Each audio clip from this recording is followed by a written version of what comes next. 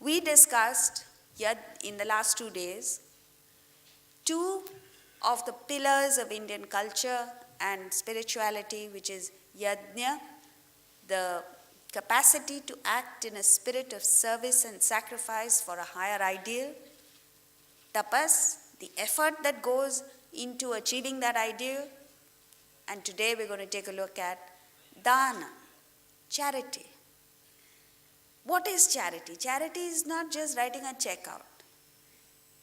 Charity, a charitable disposition, is what we need to cultivate.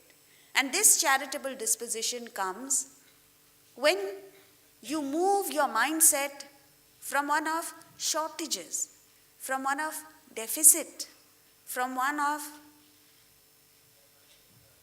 not having enough, to that of surplus.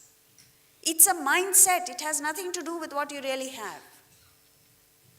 You could be a multi-billionaire and be in a deficit mindset. Like they speak of Howard Hughes, at that time the richest man in the world, but miserly attitude. And what happened to his billions, God knows. On the other hand, there were people who had nothing going for them, and yet were in a surplus mindset. They had enough and more. So the question is, which of the two mindsets are you in? Most of us are in the former, the deficit. So, in order to develop a charitable disposition, you have to shift to understanding that you already have enough and more. You have surplus. You have plenty. And therefore, the overflow of that plenty spills out as charity, as this irresistible attitude to give, to share. And when you have that attitude, the smallest of gifts has the largest of impacts. And we have a story in our Shastras to prove the point. There was a young little boy whose mother was a widow, and she couldn't afford to send him to a good school, a school nearby. And so she was forced to admit him to a school very far off. And every morning to go to school, the child had to go through the jungle, wild, thick jungle, where there were wild animals. That little boy was afraid.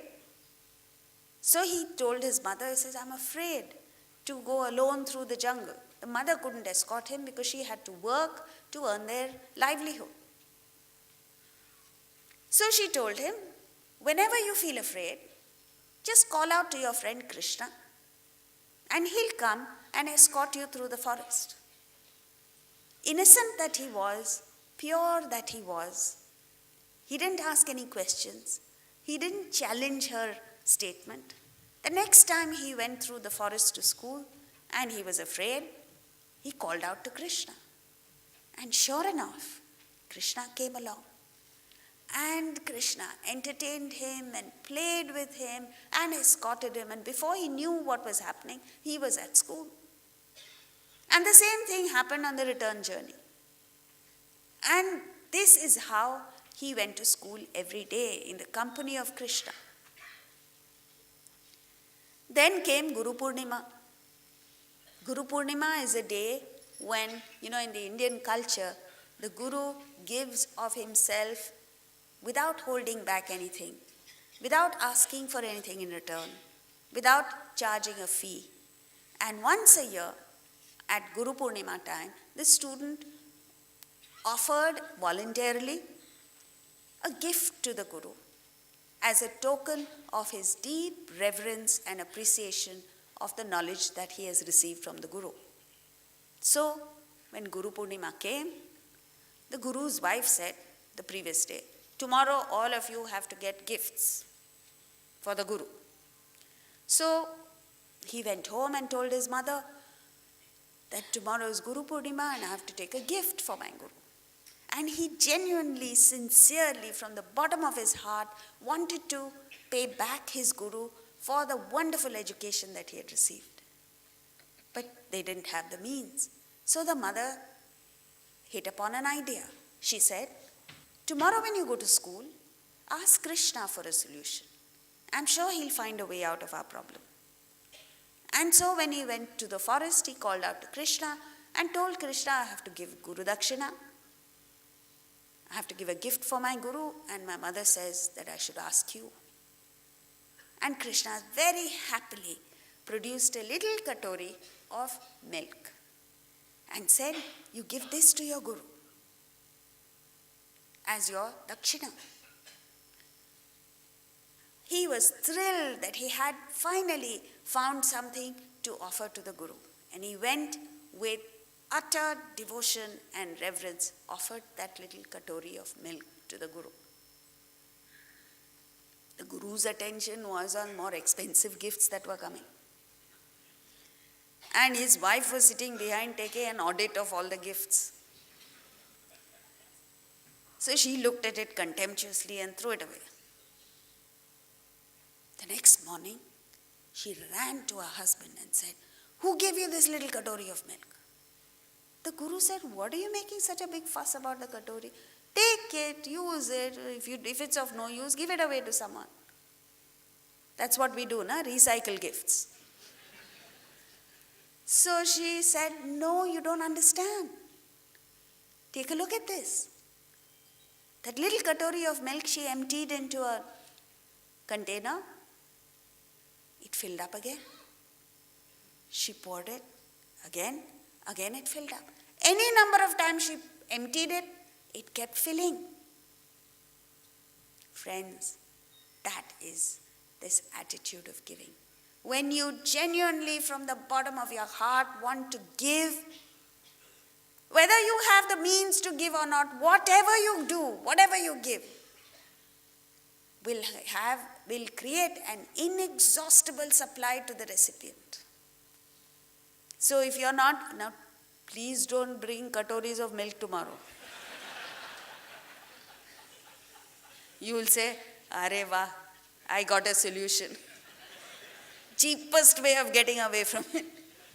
I'll say, with all my heart and soul, I'm giving a little katori of milk. No, what it means is, compared to their income, compared to their standing, that katori of milk was perhaps 100% of their mother's monthly income. That is what, a plus on top of that. He gave it with his heart and soul. That has long-lasting, long-reaching, tremendous impact it has on society if you just have this attitude of giving, charitable disposition. Now you might say, why must I give? Why must you give? If you don't know the answer, it means you don't have the attitude of giving. Why must you give? Because you've taken, correct. Because you owe it. If you take a loan from the bank of 10 crores and you haven't paid, forget the EMI, you haven't paid interest, you're a defaulter. The recovery agent has already come to you many times. And after all that, you make one measly repayment of 1,000 rupees to the bank. Do you consider that as charity? I hope not. We are in a state much worse than that. We are in a state of hopeless bankruptcy. Because from the time we were born till this moment, we have only been taking, and taking.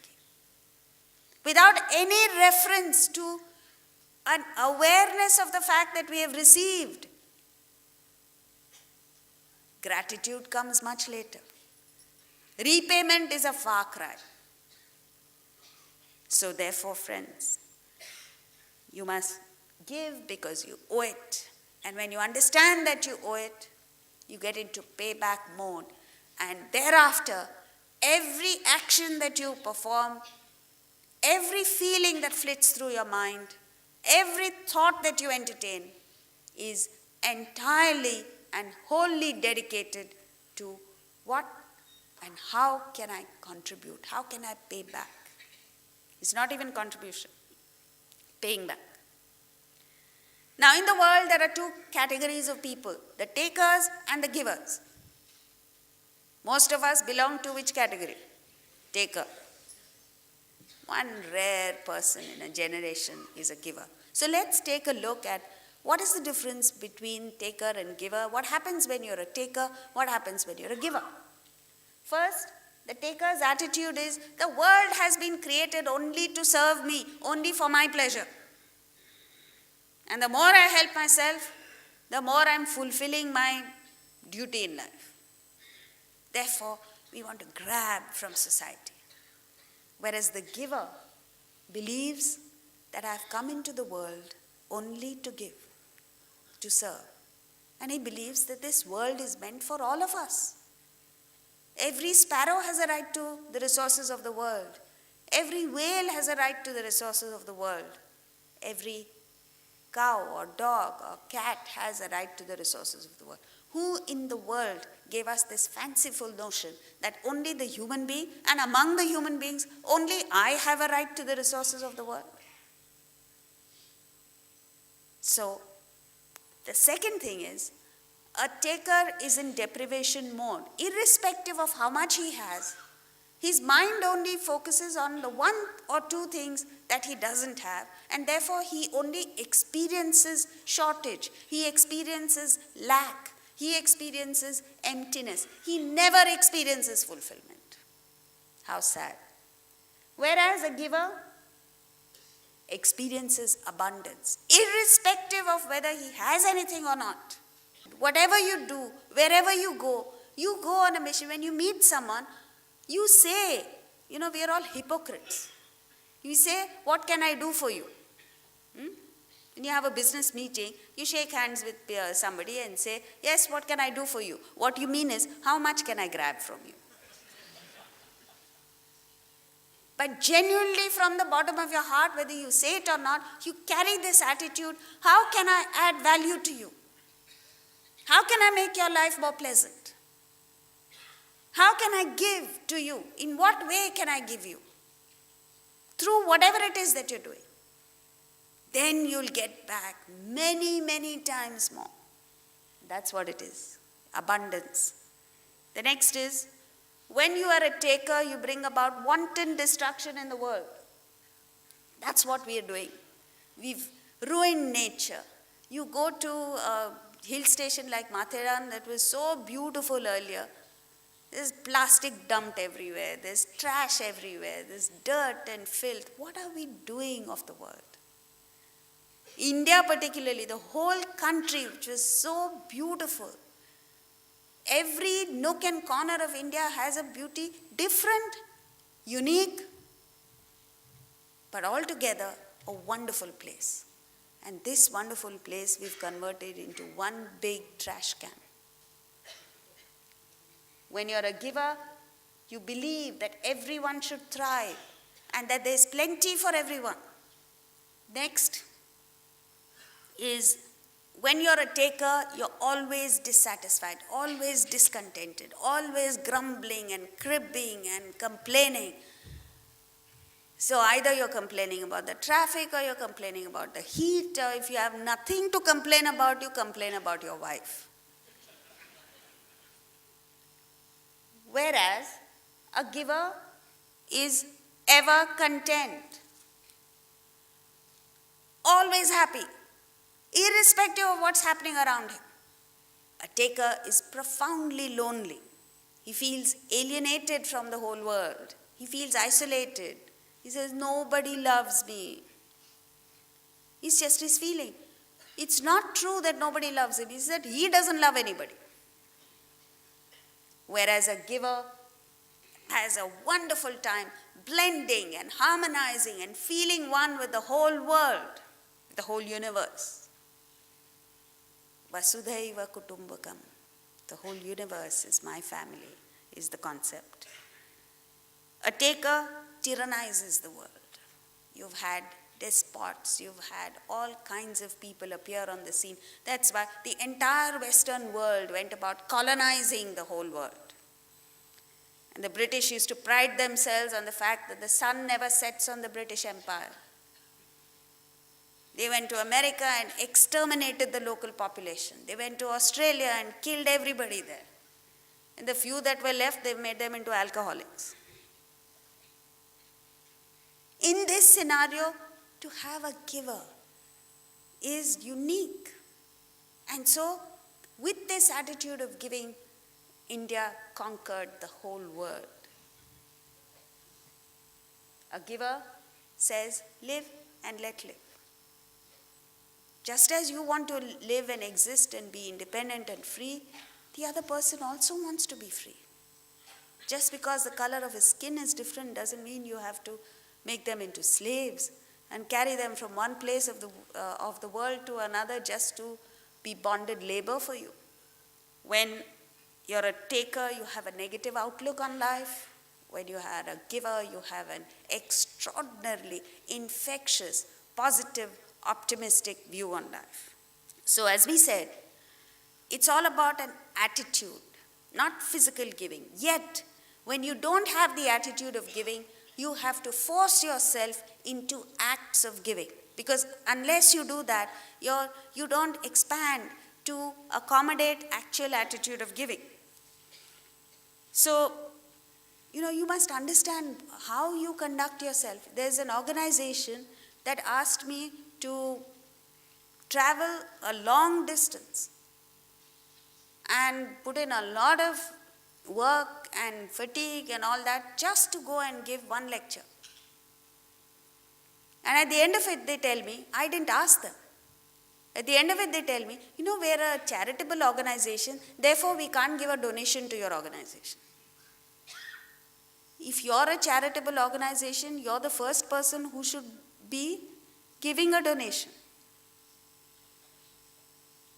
Everybody wants freebies. That's why marketing companies use this.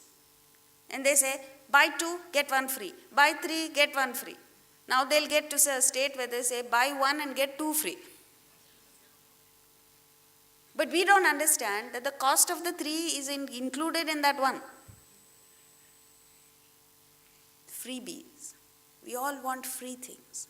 On the other hand, even for what you get free, you must be willing to pay. Pay up front. See, the thing is, you get what you deserve. You don't get what you desire. So if you just sit there desiring, you don't get the good things of life. Pay up front. Pay in advance. When you pay for the things that you want in advance, then you get it. You have to get it. Where else can it go? There are 4 types of giving. One is dravya yajna, the giving of wealth. Slightly higher than that, this is the lowest, mind you, and even this we are not able to do. So you can imagine our condition. Second is tapo yajna, tapas. You put in effort. When you find that someone needs help, instead of just writing out a check, you actually go there and help the person sort his life out. Help the person with your expertise, your skills, etc. And in that way, you make the person's life more comfortable. The third is yoga yajna. Yoga yajna is where you part with your feelings, your knowledge. As the saying goes, you give a man a fish, you feed him for a day. You teach a man to fish, and you feed him for a lifetime. So that goes much further. And the last, he says, is svadhyaya jnana. When you invest your energies and efforts, or at least part of your energies and efforts, at self-development, self-improvement, or unfolding the Atman, the spirit in you, that is the highest form of giving. Because what are you giving there? You're giving Atman. You're giving the infinite. So now don't sit there